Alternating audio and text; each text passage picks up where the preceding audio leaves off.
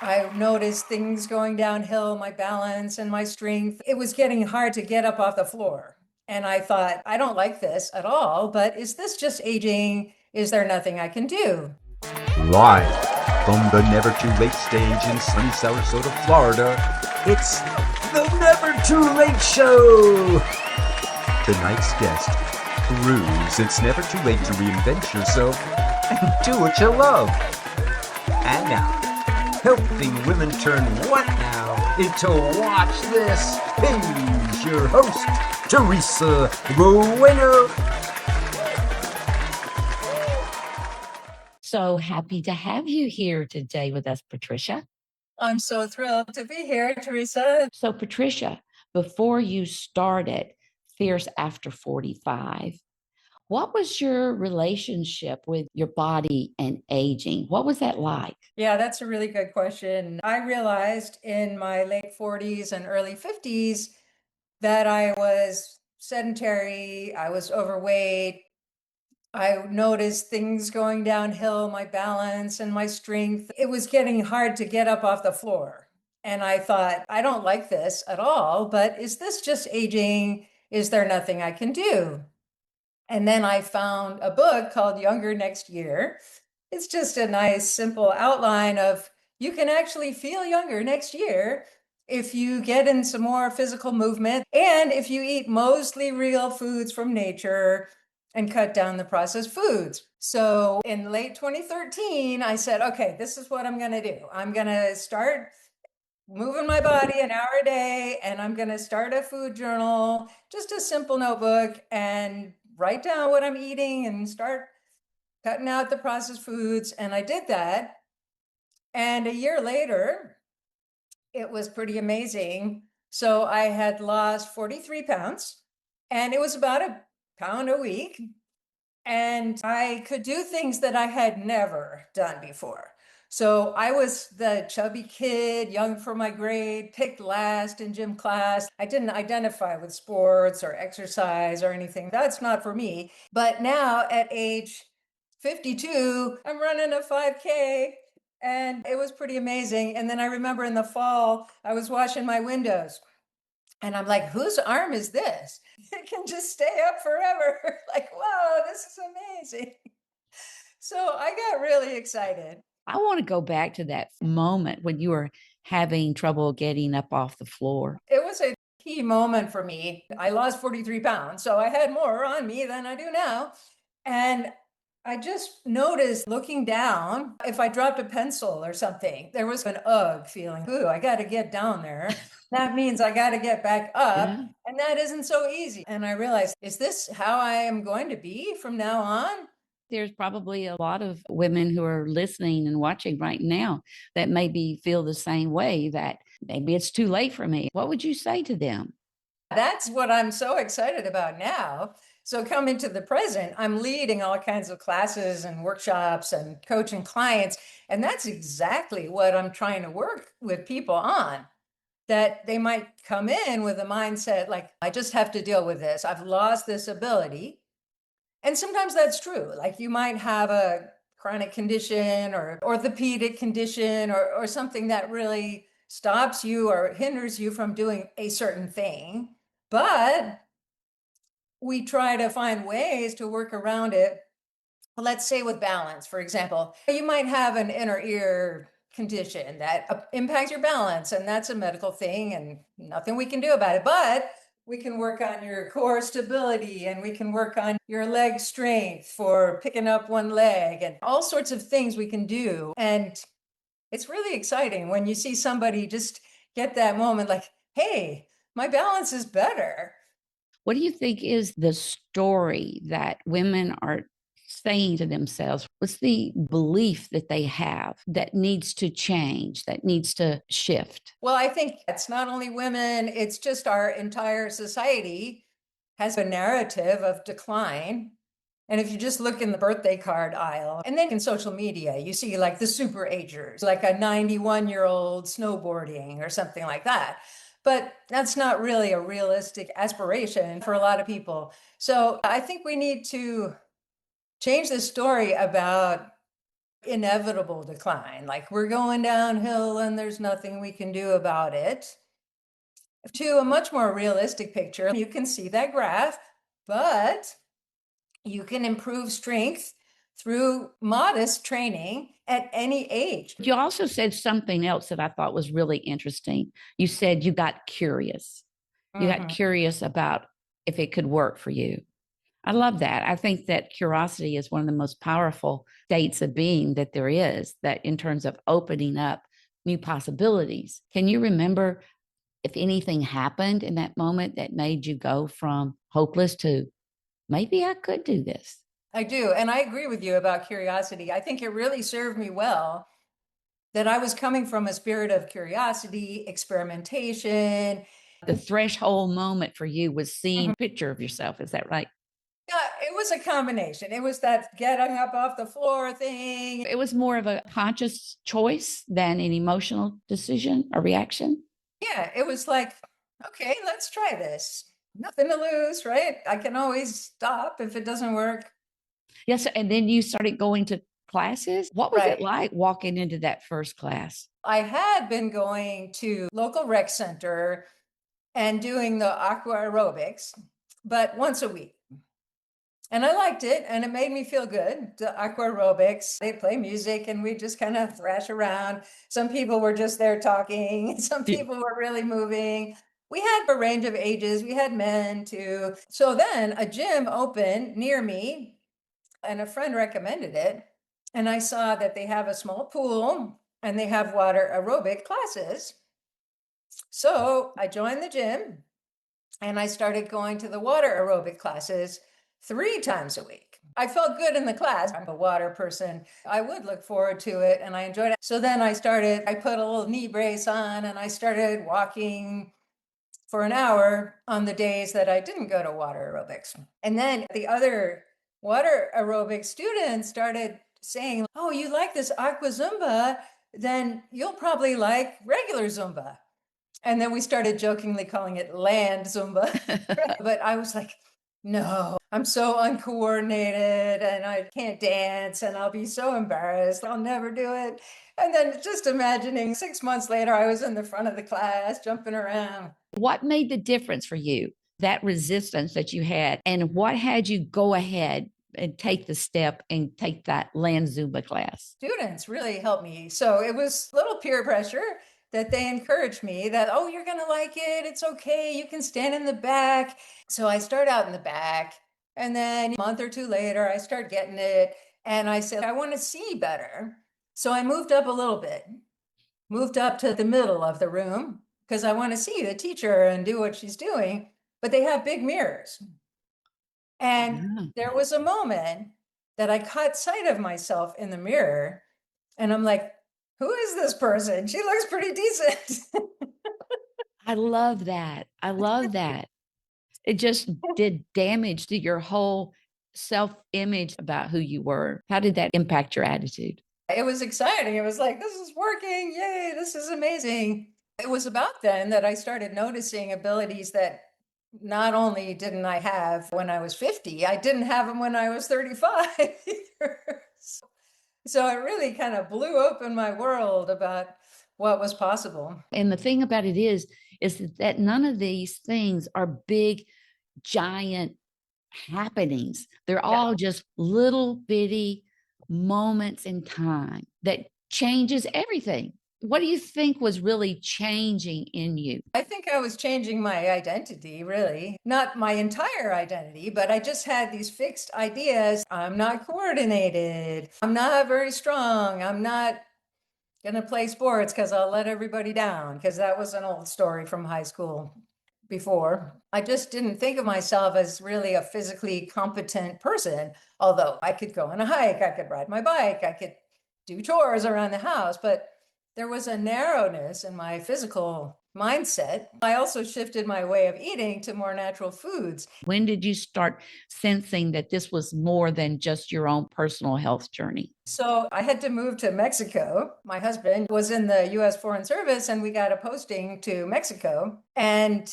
I had to leave my aqua Zumba class and my routines. So I started inviting people to come and let's have a class. I'm playing the music and I'm like, this is dang a lot of fun.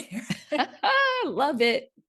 And people started telling me it was really good for them to bust stress and get moving and get in the pool. And we had some recorded yoga classes, and we just invite people over to do yoga together with the TV. I'm like, this is really helping people. So then I started thinking, well, is there a way that I could become qualified to help people instead of just inviting them for fun little moments? What was that internal conversation like whenever you started becoming visible as a leader in this?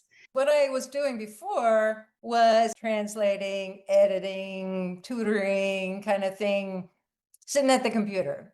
And now with my new lifestyle, I'm like, okay, I'm done with sitting at the computer. I wanted to lean into it and see, can I have this active lifestyle and bring some health and empowerment, help people on their own journeys? So again, it was curiosity. Let me try this out. Do you So have any self-doubt? oh, sure. I'm like, well, maybe, maybe they'll listen to me. Maybe they won't. It doesn't matter. I'm going to try it out. Because luckily, my husband was the breadwinner and I was just doing my editing and things. So it wasn't like I had to support the family necessarily. A lot of that kind of pressure on you. It wasn't the pressure. Yeah. I didn't think this new thing is going to bring me $1 million either. But it was more like there's a lot of satisfaction if I'm starting to help people. And then I get to be active myself. That had to be very encouraging for you to have people come to you and say, wow, you've really helped me. Even when that was happening, was there any second thoughts? Well, the way I did it made it comfortable for me. Smart. Tell me Yeah. about it. And it won't work for everybody, but I was fortunate. Again, I didn't have that financial pressure. And then I started with the water aerobic, leading the class just for fun. And I can just lead people for fun. I can just bring people in. So I'm already doing it. It's not like I have to get there. Like I'm already doing this. So how can I solidify it a bit more? So then I started looking into certifications. And I looked into things where you got to study for 3 years, kinesiology degree, or becoming a registered dietitian, or things like that were huge. I'd already gone to graduate school for literature and languages. So, no, I don't want to invest $50,000 in this. Let me just get started little by little. And so I found that the easiest and less expensive path for me was to first become a personal trainer. And then you can become a health coach on top of that. Did you start seeing yourself differently or somewhere around in there? I'd always been a freelancer and I taught classes like adult education, language classes, things like that. And I used my creativity to design classes. So I already had that in my life. I was just applying it to a totally new. Was this the point in this particular training that you started thinking like, yeah, this is what I want to do for the rest of my life, or at least with my life right now? I did, because I thought if I do this, at least I'm going to stay active. Yeah. It's going to help me be active another 20 or 30 or whatever years. And if I can help bring others along the way, that's super bonus. Did you think about the monetization of it? How has that been for you? A little bit. I hadn't been a big earner. And I'm also very frugal. I told you I shop in thrift stores or something. So creating an expensive coaching practice was a bit of a barrier for me. So I started working with individual clients. Well, first as a volunteer when I was still getting my training. I worked at a local women's clinic in Mexico, and I was advising the pregnant women about their food and their sleep and so on. And that was great. So I was thinking it's going to be individual coaching packages, and that's going to be a little tricky for me. So I started listening to mindset materials and so on. Oh, good. But fast forward 10 years to today. Mhm. So I still don't put out expensive coaching packages. I coach people on a weekly basis and more like a personal trainer. But I've developed some group programs, and that gets me really excited. I have a Zoom workout group, and if each person pays me $15 for the workout, and I have 12 people in the workout, yeah, this is a win-win situation. Yeah. I do workshops at a local yoga studio, and the proprietor is just an amazing woman, and she splits the revenue with me. So I get 17 people in a class paying $25, and I get half of it, and this is good. Yeah. When you look at your life now, what feels most different about where you are today compared to where you began? You mean began like before the Yeah. transformation? Whenever you were the woman having to hold Yeah. on to bend over and pick up the pencil. Right, right. Yeah, this is a physically, I'm just like a totally different person. I'm always looking for opportunities to move and to test myself. But no, I don't do marathon races or Yeah. my knees have a little arthritis and I'm not thrilled about that. But I can throw myself on the floor and roll and just do all kinds of things. And so I have this physical excitement and confidence about, yeah, my body can do fun and exciting things and I'm enjoying it. And it's going to keep me going. I'm 65 now. It's going to keep me going. So it's got that positivity as well. Right. Does that spill over into other parts of your life? That kind of confidence that you have? Well, I started out food and exercise, but then later 2020 comes along. Everybody's super stressed, and food and exercise isn't enough anymore. So I started getting into mindfulness, and I also got into laughter yoga, Yes. which isn't about yoga poses, but it's just about intentional laughter, which really creates well-being and connection with people. And it's like a form of exercise, just laughing together, which I think is so amazing and wonderful. I've been in So some of your laughter yoga classes, and it is a lot of fun. And it's the exercise too. As I recall you talking about how the diaphragm gets exercised, and it's a really unique and fun experience. yeah, and speaking of monetization, beginning of May, I got paid $250 to do laughter for a marathon warm up. The racers were all getting ready. And so I just had them laughing and shaking, and it was amazing. That's brilliant. I don't know if I would have had that journey without the physical health journey. I don't know. What have you learned about reinvention that you couldn't have understood before living it? I just wasn't sure that it was possible. And certainly I wouldn't have predicted the personal trainer thing. So I would have been very skeptical. Okay, yeah, I've heard of other people suddenly becoming something else and finding their passion. So I know it happens. But if that's possible for me, I don't know. For someone who feels pulled towards something bigger, but keeps hesitating, what would you want them to notice about the moment they're in right now that might help them get beyond it? Well, I personally really thrived on the small steps, just trying something out. I did one water aerobics class, let me try three. And I said, okay, I'm not ready to spend $50,000 on a certification program, but I am ready to spend $800 on a study program. And Right. let's just see how it goes. And Yeah. so I always had that see how it goes mindset. And I think that served me well. It wasn't, I've got to do this immediately, I've got to go big.